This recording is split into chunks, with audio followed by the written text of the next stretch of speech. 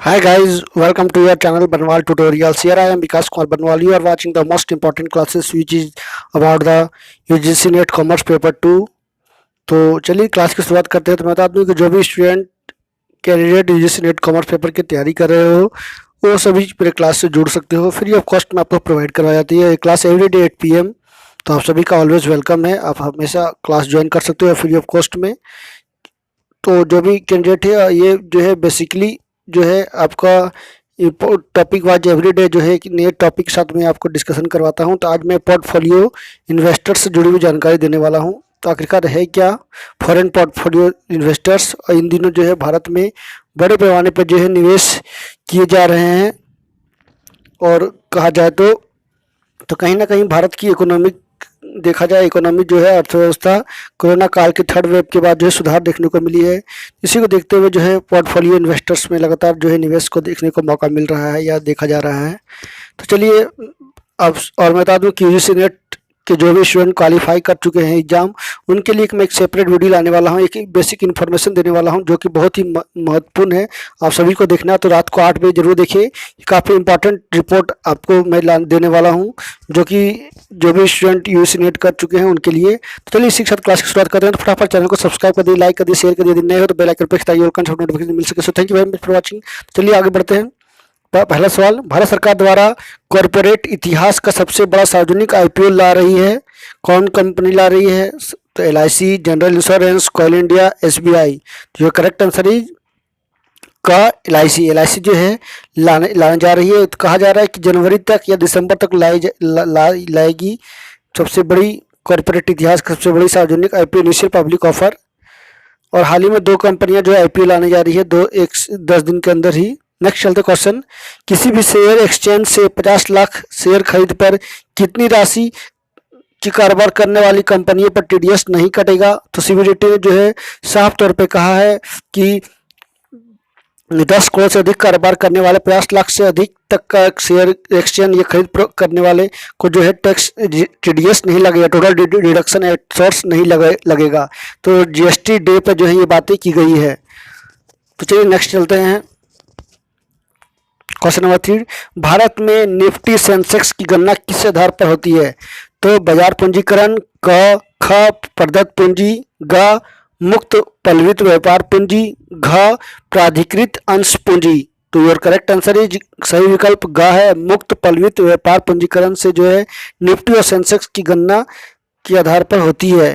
तो बता दूं कि हाल ही में नितिन गडकरी ने जीएसटी डे पर जो है one nation one market one tax पर बात की है, आधारित जीएसटी को बताया है।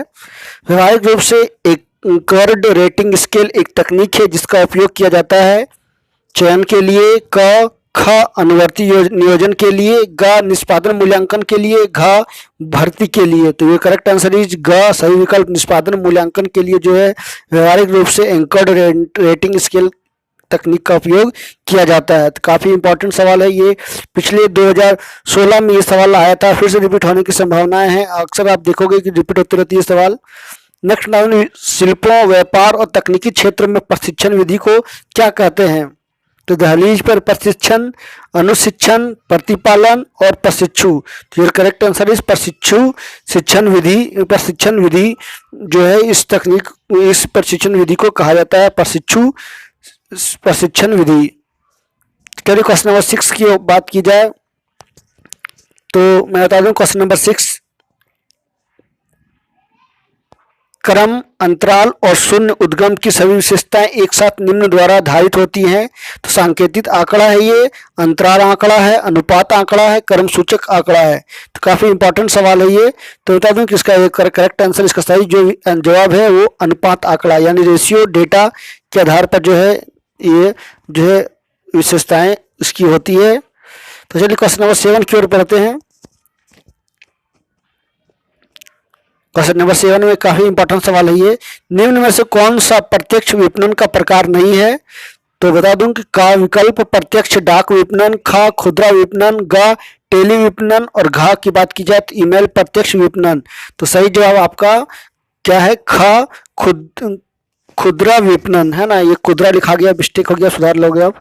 तो खुदरा विपणन जो है प्रत्यक्ष विपणन का प्रकार नहीं है, बाकी सभी हैं। प्रत्यक्ष डाक विपणन, टेली विपणन, ईमेल प्रत्यक्ष विपणन यानी लेन देन या खरीद बिक्री। नेक्स्ट चलते हैं, कार्य का संबंध किसका स्रोत है? कार्य का संबंध किसका स्रोत है? तो का पद उत्कंठता का, उत्कंठा का, घा प्रबंधकीय तनाव, गा न्यायसंगत शक्ति और घा विशेषज्ञ शक्ति। तो आपका सही जवाब प्रबंधकीय तनाव है ना। मैनेजमेंट तल तनाव से जो है कार्य का संबंध का स्रोत है। तो चलिए क्वेश्चन नंबर 9 की ओर बात की जाए। क्वेश्चन नंबर 9 में निम्न में से कौन सा बाजार को विभाजित करने की पद्धति नहीं है? तो का की बात की जाए तो व्यापारिक खंडीकरण, खा मनोवृत्ति परक खंडीकरण, गा ग्राहक खंडीकरण, घा लाभकारी खंडीकरण। तो घा इस द सही विकल्प है, इसका जवाब है लाभकारी खंडीकरण। जो है बाजार के विभाजित करने की पद्धति नहीं है, बाकी सभी है। व्यापारिक खंडीकरण, मनोवृत्ति परक खंडीकरण और ग्राहक खंडीकरण, ये सभी व्यापार के विभाजित करने की पद्धति है। तो चलिए आखिरी सवाल की ओर बढ़ते हैं। निम्न में से कौन सी उत्पाद मिश्रित व्यूह रचना नहीं है? तो बता दें, ऑप्शन की बात की जाए तो का उच्च व्यापार, खा बदलाव, गा साधारणीकरण, घा मूल्य वृद्धिकरण। तो सही जवाब आपका घा मूल्य वृद्धिकरण यानी प्राइस में जो इंक्रीजमेंट होता है वही जो है उत्पाद मिश्रित व्यूह रचना नहीं है, बाकी सभी उत्पाद मिश्रित व्यूह रचना है। उच्च व्यापार, बदलाव, साधारणीकरण। तो चलिए आज मैं पोर्टफोलियो रेशियो से जुड़ी बताने वाला हूँ। तो यानी फॉरेन पोर्टफोलियो इन्वेस्टर्स किसी भी देश की कंपनी का एक दूसरे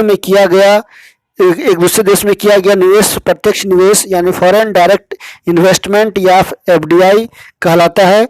ऐसे निवेश से निवेशकों को दूसरे देश की उस कंपनी के प्रबंधन में कुछ हिस्सा हासिल हो जाता है जिसमें उसका पैसा लगता है। आमतौर पर माना यह जाता है कि किसी निवेश को एफडीआई का दर्जा देने के लिए कम से कम कंपनी को विदेशी निवेशक को 10% शेयर खरीदना पड़ता है। इसके साथ ही उसे निवेश वाली कंपनी में मताधिकार भी हासिल करना पड़ता है। प्रत्यक्ष विदेशी निवेश मुख्यतः दो प्रकार के होते हैं। एक होता है ग्रीनफील्ड निवेश, इसके तहत दूसरे देश में कई नई कंपनियां स्थापित की जाती है। दूसरी बात की जाए तो पोर्टफोलियो निवेश, इसके तहत किसी विदेशी कंपनियों के शेयर खरीद लिए जाते हैं या उसके स्वामित्व वाले विदेशी कंपनी का अधिग्रहण कर लिया जाता है। तो सबसे पहले एफडीआई आती है, फॉरेन डायरेक्ट इन्वेस्टमेंट, उसी से जो है पोर्टफोलियो इन्वेस्टर्स जो है ये इसके दो प्रकार होते हैं, एक ग्रीनफील्ड इन्वेस्टमेंट, एक होता है पोर्टफोलियो इन्वेस्टमेंट।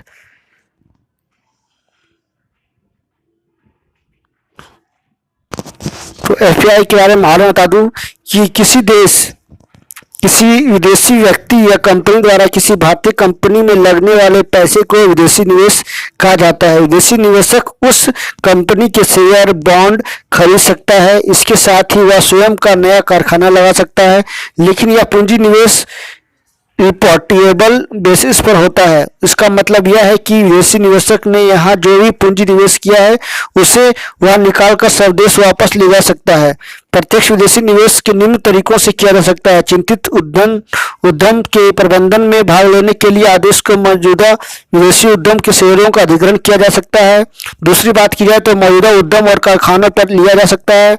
तीसरी बात की जाए तो 100% स्वामित्व के साथ एक नई सहायक कंपनी विदेशों में स्थापित की जा सकती है। चौथी की बात की जाए तो यह शेयर धारिता के माध्यम से एक संयुक्त उद्यम में भाग लेने के लिए संभव है। पांचवी की बात की जाए तो नई विदेशी शाखाओं, कार्यालयों, कारखानों की स्थापना की जा सकती है। छठे की बात की जाए तो मौजूदा विदेशी शाखाओं और कारखानों का विस्तार किया जा सकता है। सातवीं की बात की जाए तो अल्पसंख्यक शेयर अधिग्रहण उद्देश्य उद्यम के प्रबंधन में भाग लेने के लिए हो सकता है। तो ये पोर्टफोलियो इन्वेस्टमेंट से जुड़ी बहुत ही महत्वपूर्ण जानकारियां थी। तो बता दूं कि आज ही न्यूज आई है जिसमें कहा गया है कि 13,269 जो है करोड़ रुपए का निवेश पोर्टफोलियो के माध्यम से यानी फॉरेन पोर्टफोलियो इन्वेस्टमेंट के माध्यम से की गई है। एक कहा जाए तो विदेशी मुद्रा भंडार लगातार भारत में बढ़ रही है और विदेशी लोग जो है भारत में एक आंख मूंद करके कहा जाए तो बड़े पैमाने पर इन्वेस्ट कर रहे हैं। तो कहीं ना कहीं भारत की इकोनॉमी इसमें सुधार मिलेगी, पॉजिटिव रिजल्ट देखने को मिलेगा, यहाँ पर लिक्विडिटी आएगी और बड़े पैमाने पर रोजगार भी उत्पन्न होगा। लोगों में जो है एक भावना जगेगी कि लोगों का व्यापार अच्छा से चल सके। तो इसी के साथ चलिए क्लास की समाप्ति की घोषणा की जाती है। नेक्स्ट क्लास में फिर मिलेंगे, तब तक नमस्कार। सभा खा जाता है तो रिक्वेस्ट करूंगा। So stay healthy.